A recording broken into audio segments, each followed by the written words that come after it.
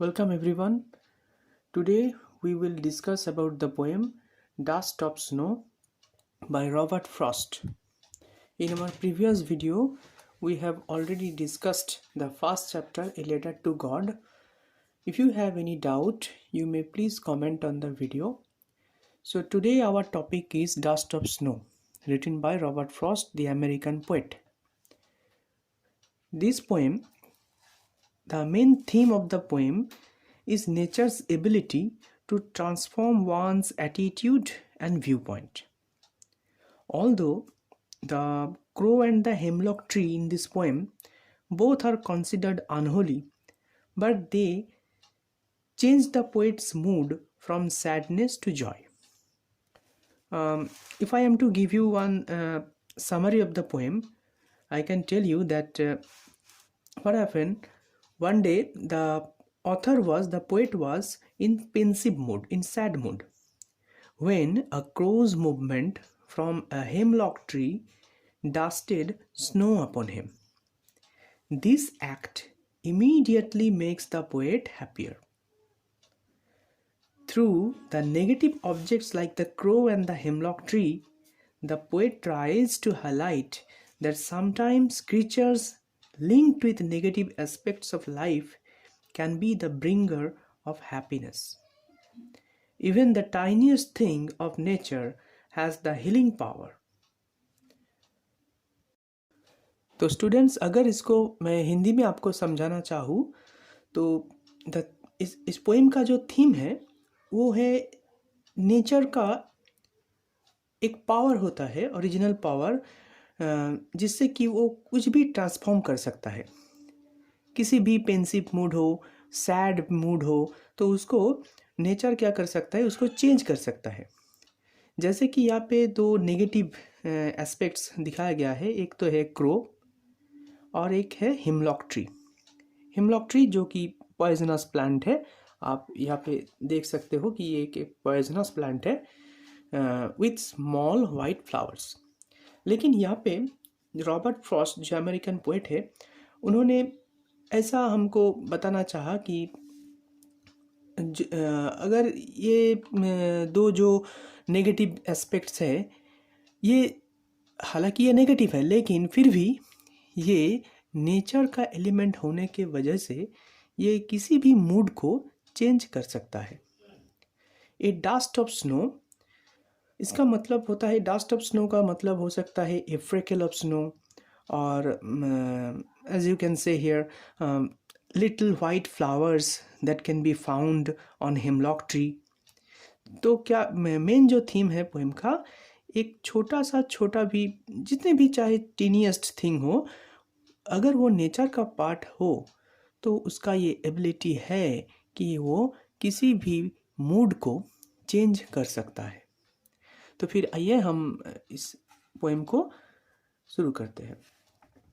Dust of snow, जैसा कि आप जानते हैं, dust of snow means a flake of snow और a small particle of snow. The way a crow shook down on me, आप यहाँ पे देखिए, the way a crow shook down on me, the dust of snow from a hemlock tree has given my heart a change of mood and saved some part of a day I had rued. तो देख सकते हैं कि एक ही sentence में पूरा poem दिखाया गया है.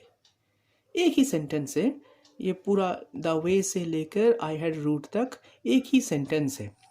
लाइन 1 2 3 4 5 6 7 8 है, लाइन है, लेकिन सेंटेंस हम इसको एक ही सेंटेंस बोल सकते हैं. तो ये एक ही सेंटेंस में पूरा जो पोएम है उसका मीनिंग मैंने जो अभी आपको बताया कि ये थीम है नेचर का. रॉबर्ट फ्रॉस्ट ने बताना चाहा हमें कि नेचर का एक हीलिंग पावर होता है जो किसी भी एस्पेक्ट को चेंज कर सकता है. The way A crow shook down on मी, जिस प्रकार से एक क्रो ने, कौवा ने मेरे ऊपर गिराया है क्या, द डस्ट ऑफ स्नो. कुछ स्नो, कुछ फ्रोजन स्नो, बर्फ, फ्रॉम ए हेमलॉक ट्री, कहाँ से गिराया है, हेमलॉक ट्री से. हेमलॉक ट्री होता है एक पॉइजनस प्लांट और ट्री यू में से विथ स्मॉल वाइट फ्लावर्स। सो देखिए यहाँ पे दोनों ही जो एस्पेक्ट है नेचर का, एक तो है जो क्रो जिसे कि नेगेटिव एस्पेक्ट माना जाता है, हाँ, ब्लैक एनर्जी और ऐसा ही कुछ ब्लैक मैजिक में यूज़ किया जाता है, तो कौवा को एक नेगेटिव एस्पेक्ट माना जाता है। और एक थिंग है जो कि हिमलॉक ट्री, वो भी पॉइजनस है, मतलब दोनों ही नेगेटिव है। लेकिन दोनों नेगेटिव होने के बावजूद भी यहाँ पे हमारा पोएट रॉबर्ट फ्रॉस्ट बताना चाहता है कि इन दोनों ने मिलकर उनका मूड चेंज कर दिया। आप ऐसा भी कह सकते हो कि negative negative makes positive. So क्या हुआ, the dust of snow from a hemlock tree has given my heart a change of mood. तो इसने क्या किया, मेरा जो मूड है, मेरा जो ह्यूमर था, उसको पूरा चेंज कर दिया। मेरा जो माइंड सेट था उसको पूरा चेंज कर दिया। Has given my heart a change of mood, मतलब मेरा जो मूड था, जो कि इससे पहले मैं सैड था, उसको पूरा चेंज कर दिया। And saved some part of a day I had rued. कहाँ से हमें पता चला कि वो सैड था? देखिए यहाँ पे लिखा है and saved some part of a day I had rued. That means जो मैंने सारा दिन बिताया है वो सारा पेंसिव था, मतलब सैड था, सॉरोफुल था।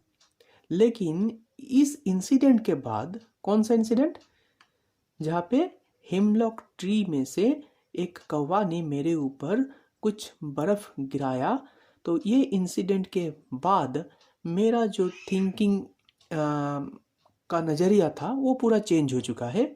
मैं पहले एक पेंसिव मूड में था, मैं सैड था, लेकिन अभी मैं सैड नहीं हूँ, मैं अभी खुश हूँ, क्योंकि ये जो नेचर का एलिमेंट जो कि बर्फ़ मुझ पे गिराया गया है, ये न जाने क्यों मेरा पूरा मूड ही चेंज कर दिया। और अब मुझे लगने लगा है कि मेरा पूरा दिन वेस्ट नहीं हुआ है।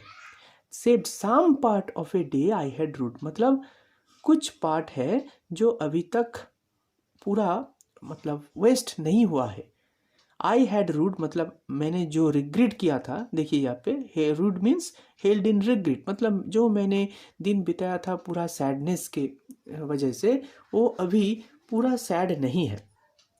हाँ, अभी वो पूरा सैड नहीं रहा। जो बर्फ़ गिरने के बाद मेरा पूरा मूड अब ठीक हो चुका है।